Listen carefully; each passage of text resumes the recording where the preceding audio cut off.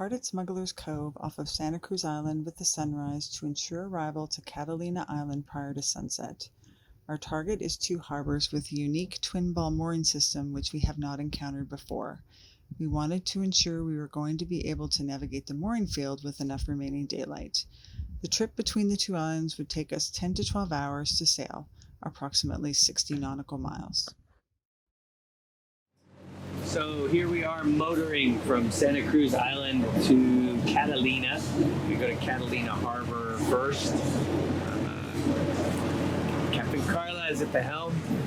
What's going on, Captain Carla? Not much. We are at the halfway point. We have 5 knots of wind on our butt. And we're waiting for it to pick up. Hopefully soon. Pretty much the only excitement has been that somewhere out there, way out there, the U.S. Navy is practicing live fire exercises. So we get to listen to fleet control warning off the vessels in the area. But as you can imagine, being about 100 miles away, we are not really that excited by it all. So back to hoping for more winds or motoring to Catalina Harbor, where maybe we'll get to sleep for the first time in 2 weeks. We tucked into the east bay of Two Harbors after some instruction from the harbor master and settled in for the night. The next day we set off in the G-Wagon to explore the island. Gargoyle. There's Kevin.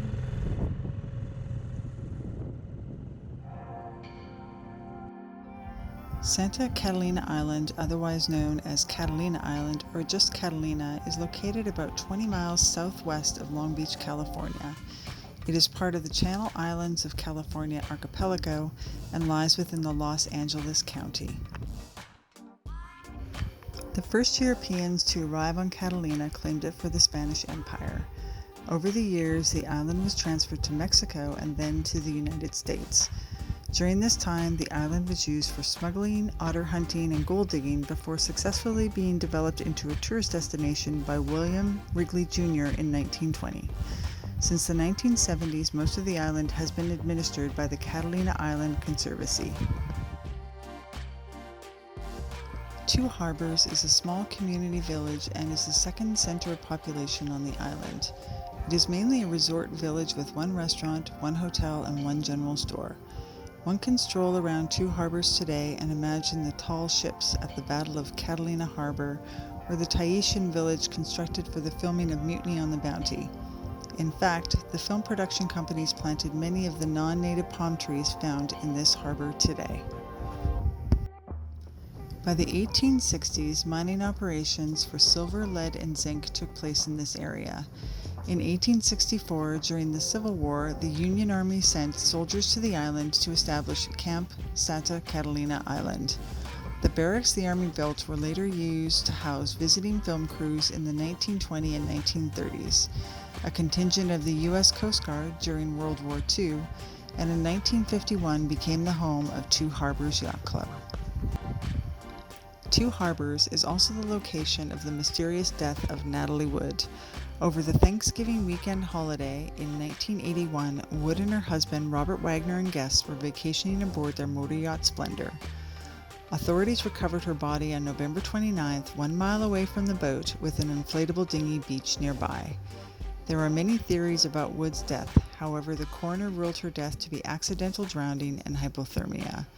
The investigation was reopened in 2018. However, the mystery is still unsolved. So it is Friday night.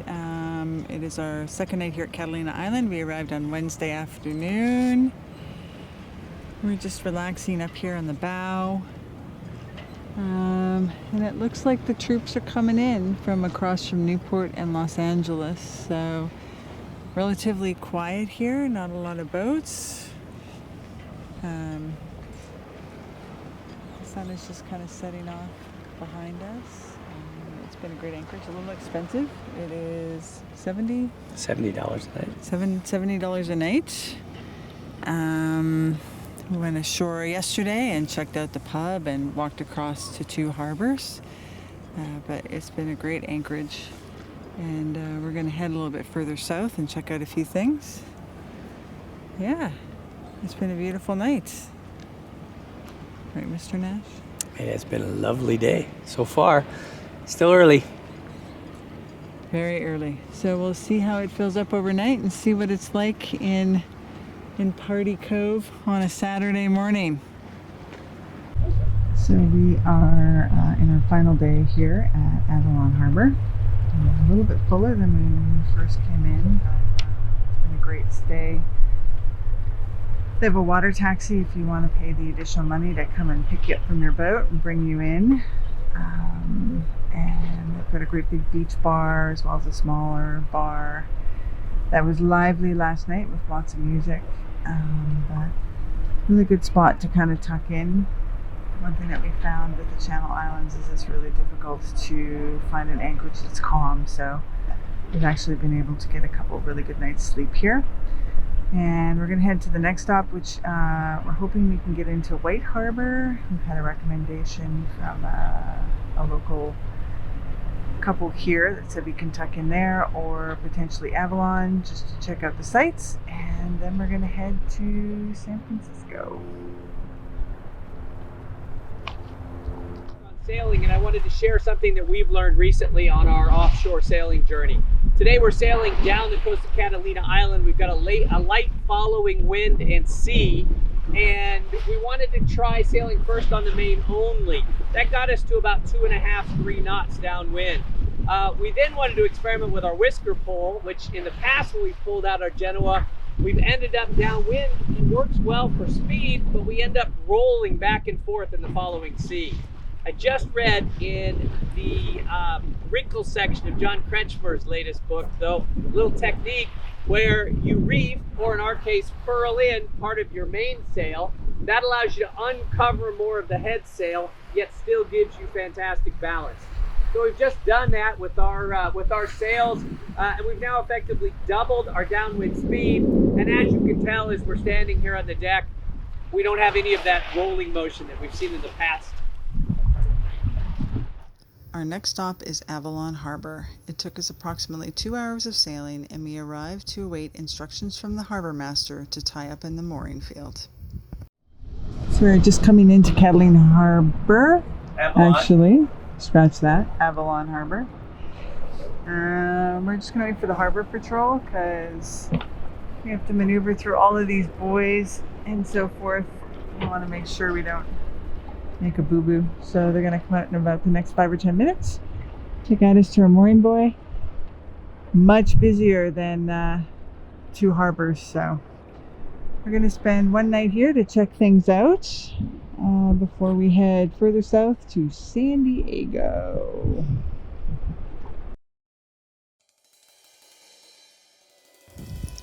Over 1 million people travel to Catalina Island every year to visit the resort area, where they can snorkel and scuba dive the reefs and shipwrecks in the area, take jeep or bus tours to see the interior of the island, as well as ocean excursions including the undersea expeditions and the favorite glass bottom boats. There are also 2 beaches on the backside of Catalina that offer good waves, Shark Harbor and Ben Weston Beach.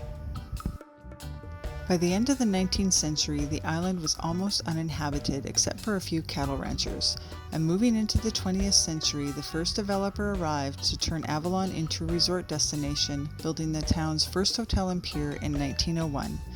In 1915, a fire burned half of Avalon's buildings, including 6 hotels and several clubs, forcing the owners to sell the island in shares. By 1919, William Wrigley Jr. owned controlling interest of the Santa Catalina Island Company. Wrigley devoted himself to preserving and promoting it, investing millions in needed infrastructure and attractions, including the construction of the new Catalina Casino completed in 1929. Wrigley also brought attention to the town of Avalon by having his Chicago Cubs use the island for team spring training from 1921 to 1951. In 1975, Philip Wrigley deeded the Santa Catalina Island Company to the Catalina Island Conservancy and gave the Conservancy control of nearly 90% of the island. The Conservancy is a private, non-profit organization with the mission to steward its lands through a balance of conservation, education, and recreation. The balance of the Santa Catalina Island Company maintains control of much of its resort properties and operations on the island. The Catalina Casino operates daily tours through this historical building and is now used for special events in its ballroom and as Avalon's movie theater. The island has had a unique relationship with Hollywood filmmakers for almost a century, and it has served as the location of the filming for over 500 motion pictures, documentaries, television programs, and commercials over the past 90 years. Throughout this history, it has been transformed into the coast of North Africa, from Tahiti to the American frontier and back again. Although the film industry's use of Catalina Island has slowed, it certainly has not stopped.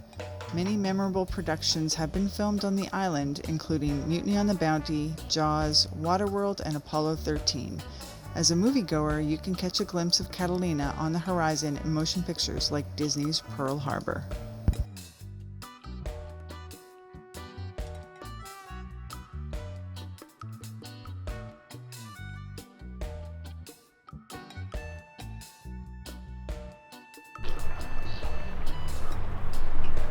It is 6 o'clock, on 6:30, and we are just departing Avalon Harbor. We have about 70 nautical miles to get to San Diego, so we're going to leave a little bit earlier. Great stay here in Avalon. Cost us about $65 US a day to tie up to the mooring balls. And a great little city to visit for at least a couple of days, to check out the sights and the sounds of the island and gain a little bit of Hollywood history over the past few decades. Looks like it's going to be a beautiful morning. We actually have more wind than forecasted, so we'll talk to you guys in a few hours when we get to San Diego.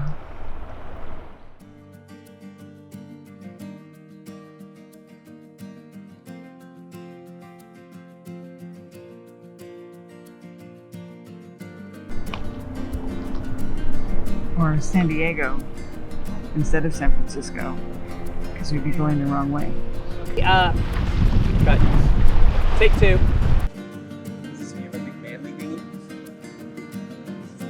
Big manly dinghy. It's a big ass dinghy.